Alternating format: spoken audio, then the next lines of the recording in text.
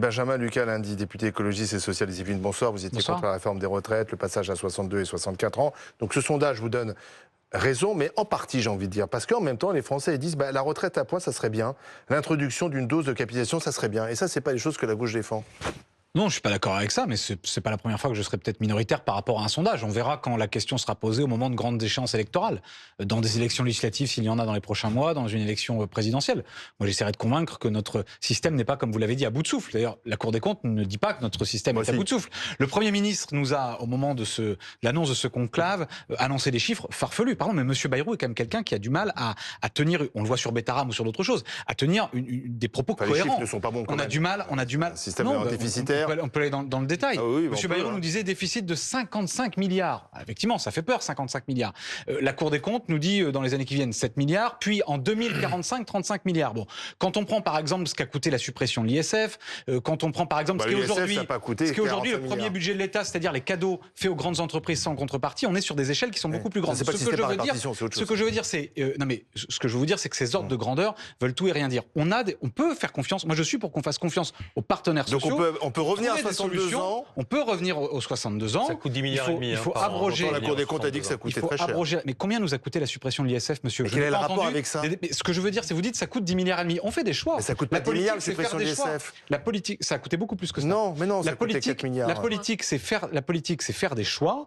Et je pense aujourd'hui que, par exemple, oui, permettre à des jeunes retraités de s'occuper de clubs sportifs, de s'occuper de leurs petits-enfants mais il faut le financer, à 62 ans, c'est bon pour toute la société. Mais tout le monde a envie de partir plus tôt, mais il faut le financer. Oui, parce que là, c'est démagogique ce que vous dites. Non, l'histoire du vous n'êtes pas obligé de me caricaturer. Non, mais l'histoire du grand-père qui va s'occuper de ses petits-enfants, tout le monde a envie de... Non, c'est la vie des gens, monsieur. D'accord, mais non, c'est la vie des gens. Mais la vie des gens, moi, c'est aussi... je suis un nouveau papa, j'ai envie que mes parents puissent être à la retraite pour s'occuper de leur petit-fils. Mais qui paye la retraite de vos parents? Des économies. Qui paye la retraite de vos parents? C'est ceux qui travaillent actuellement. Oui, c'est un système de solidarité et de répartition. Et donc, il faut explorer des pistes. Plus qu'avant. Il faut explorer. Parce qu'ils sont moins nombreux. Il faut explorer des pistes, une augmentation minime des cotisations, le rattrapage de l'écart de salaire entre les femmes et les hommes. Si on paye les femmes à égalité des hommes, ça fait rentrer plus de cotisations et c'est une mesure de justice. On peut aller regarder aujourd'hui aussi du côté des cotisations patronales.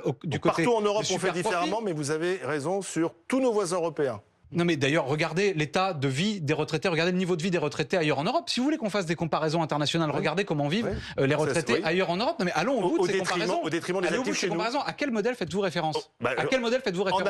En Allemagne, en Italie, c'est quoi le niveau de vie des retraités en Allemagne? Au Danemark, il est bon, plutôt un modèle social. On part plus longtemps. Et c'est vrai qu'en Allemagne, vous n'avez pas une extrême droite à 20%, les gens sont contents, sont heureux, vivent bien. C'est vrai qu'en France, il n'y a pas d'extrême droite. Et l'économie allemande se porte très bien. Vous avez raison. Bon, la réalité aujourd'hui, c'est que nous avons la France est une île et on défend un modèle que personne n'a aujourd'hui. Ce que je veux dire, c'est que la Cour des comptes, moi je pars des chiffres de la Cour des comptes, nous dit 7 milliards maintenant. 10 milliards 62 ans. 7 milliards maintenant et 30 à 35 milliards, je vais même prendre la fourchette haute, à échelle 2045. Moi j'aurai 55 ans en 2045, c'est dans un peu longtemps. Eh bien, faisons confiance aux partenaires sociaux, ce qui était l'objet de ce conclave, pour proposer des solutions pour, en revenant à 62 ans, financer notre régime de retraite. Moi, je ne suis pas farfelu, je souhaite qu'on finance notre régime de retraite. Mais pardon d'un mot, quand François Bayrou dit « on va tout mettre sur la table sans totem ni tabou », pour reprendre l'expression, et qu'à la fin, il dit « en fait, on peut discuter de tout, sauf de l'abrogation d'une réforme qui a été imposée de force », nous n'avons, ni moi comme parlementaire, ni vous comme citoyen, ni les organisations syndicales, donné notre accord pour cette réforme. Il y a un problème démocratique majeur,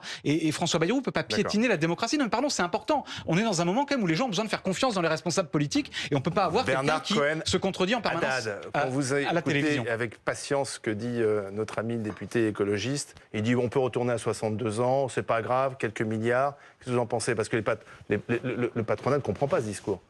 C'est surtout un discours qu'on a déjà entendu pendant les 6 premiers mois de 2023. C'est-à-dire tout ce que vous venez de dire, on l'a déjà entendu, on l'a déjà débattu. On l'a déjà expérimenté et on a vu que ça ne pouvait pas marcher. On n'a jamais voté nulle part. Attendez, il y a un 49.3 quand même. Aussi. Les Français ont voté aux législatives, ils ont décidé que ceux qui avaient promis cette réforme ont été battus. Soyez gentils, vous avez parlé avec passion, laissez-moi essayer de m'exprimer. Il y a un vrai débat que j'appelle une querelle des retraites, et ça a été dit tout à l'heure. Il y a la réalité des chiffres, les attentes des entreprises, on ne peut certainement pas les imposer plus en matière de charges sociales, ce n'est plus supportable, ce n'est pas supportable pour nos entreprises. Et puis, il y a une attente, malheureusement, je le dis malheureusement, d'une majorité des Français qui ne veut pas travailler plus.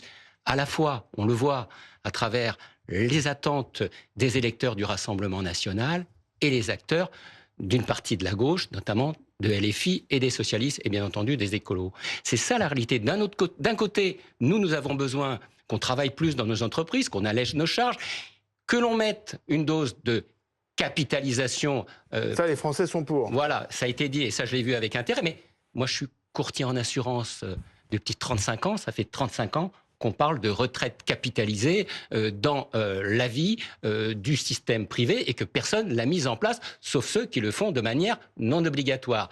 Et puis, il y a aussi une iniquité. Il y a quand même, dans certains métiers, de la pénibilité. Il y a quand même aussi un gap entre le travail des femmes et le travail de certains hommes. Il y a aussi une difficulté aujourd'hui de rééquilibrage. Tout ça, ça ne suffit pas, me semble-t-il, en disant on bascule d'un pain de mal les 64 ans, on passe à 62 ans. Et qui va payer? Comment on fait pour travailler plus? Comment on fait pour travailler plus? Vous savez, c'est pas trop difficile. Il suffit de faire des jours supplémentaires dans l'entreprise. Hein. Vous pouvez faire 1 heure par semaine, ou 2 heures par semaine, ou 1 ou 2 jours par mois. Ça sauve le système? Ça peut sauver le système, oui, sur la durée. C'est ce que nous proposons, nous. Et puisque, pas faire l'avocat du diable, mais beaucoup dans le monde économique étaient pour 65 ans. Vous vous en souvenez? Oui. J'étais venu ici. Emmanuel Macron aussi. Voilà. Et qu'on a arbitré sur 64 ans. Moi, je suis déjà pour le débat. Et je le dis pour le débat. Alors, le conclave, c'est sans doute pas merveilleux, mais déjà que l'on fasse confiance aux partenaires sociaux, il y a sans doute ce débat qui est, on a mis le plancher à 62 ans. 62 ans, non.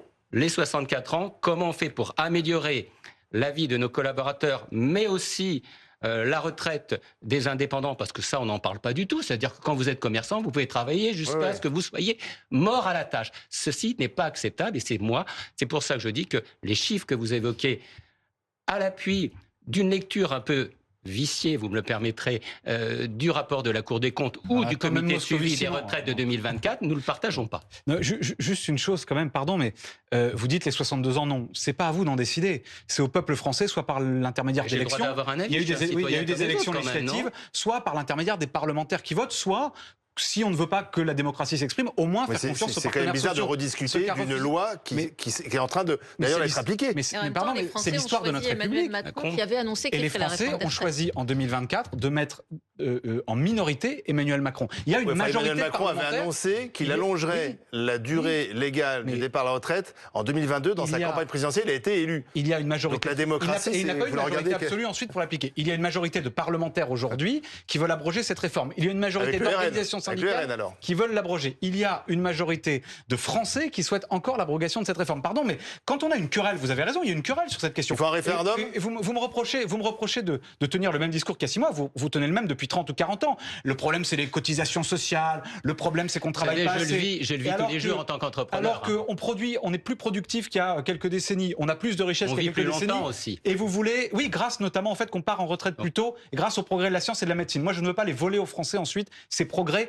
conquis grâce aussi à Vous n'avez toujours pas dit comment vous financez tout ça, en fait. Dans votre discours, vous n'avez toujours pas dit comment vous financez. Je vous ai donné des réponses il y a quelques secondes. Non, l'ISF, mais l'ISF, c'est pas suffisant. D'abord, vous êtes 62 ou 60 ans? Je voudrais comprendre, 62 ou 60? Le programme que nous défendons, c'est 60. Moi, je propose que là... 60, mais attendez, je suis raisonnable. Là, le sujet...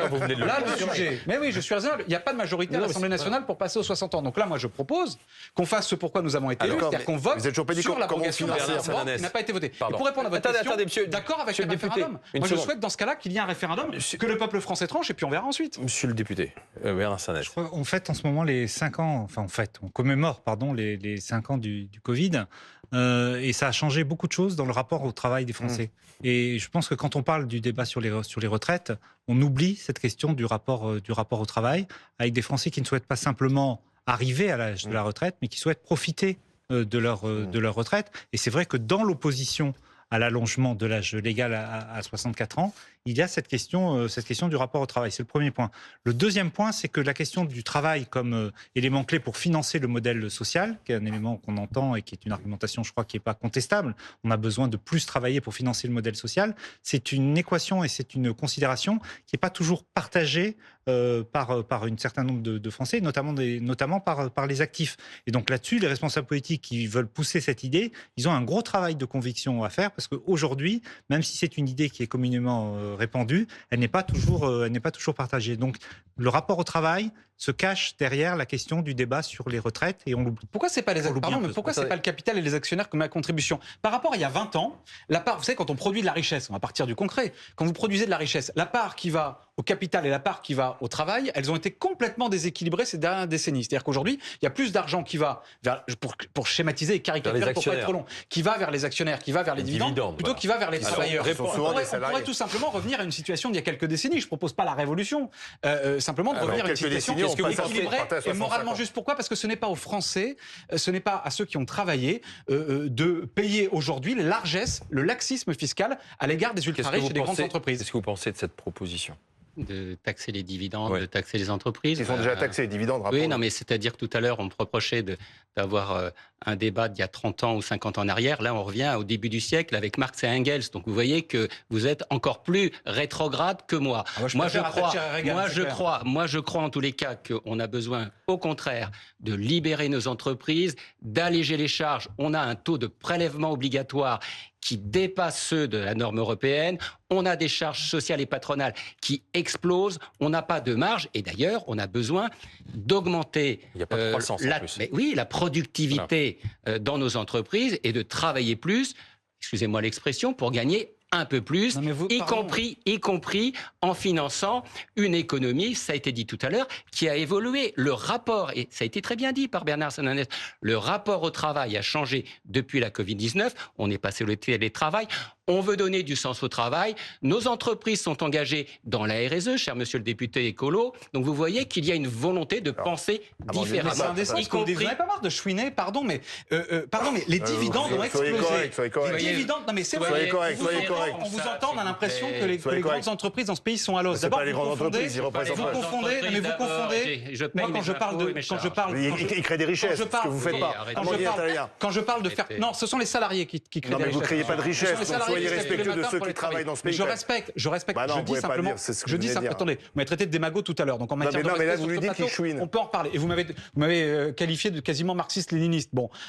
Pour vous, c'est une insulte. Tout simplement.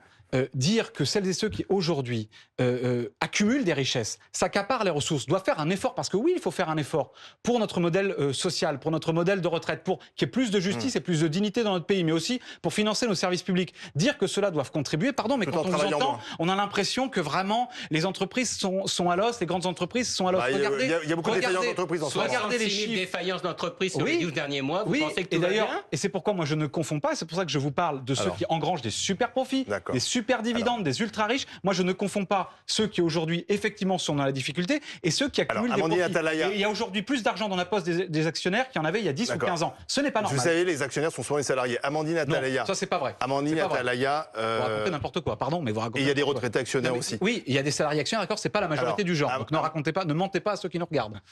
Alors qui sont les actionnaires ? Vous avez beaucoup d'actionnaires qui sont des actionnaires privés, qui sont des gens qui accumulent beaucoup d'actions. C'est des gens qui, c'est des personnes individuelles. Vous êtes d'accord ? Les actionnaires. D'abord, tous les salariés ne sont pas. Tous les salariés ne sont pas actionnaires. Les retraités, etc., qui placent leur argent peut-être parce qu'ils ne croient plus au système. Vous en connaissez beaucoup des gens qui ont des moyens d'acheter des actions. Moi, sur ma circonscription à Mantes-la-Jolie, je n'en connais pas, voyez-vous.